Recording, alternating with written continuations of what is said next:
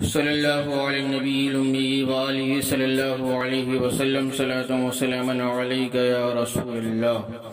تاجدار مدینہ سرور قلب و سینہ حضور رحمت دو جہاں صلی اللہ تعالی علیہ وسلم نے ارشاد فرمایا کہ جب رمضان کی پہلی رات ہوتی ہے تو اللہ رب العزت اپنی مخلوق کی طرف نظر فرماتا ہے، اور جب اللہ تبارک و تعالی کسی بندے کی طرف نظر فرمائے تو اسے کبھی عذاب نہ دے گا، اور ہر روز 10 لاکھ گنہگاروں کو جہنم سے آزاد فرماتا ہے۔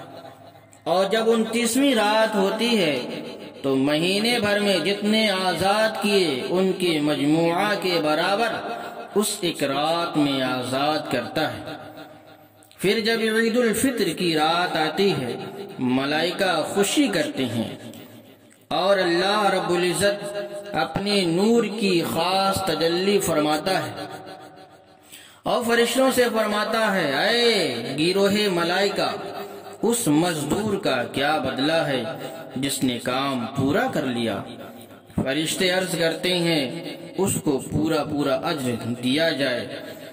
اللہ تبارک و تعالی فرماتا ہے، میں تمہیں گواہ کرتا ہوں کہ میں نے ان سب کو بخش دیا۔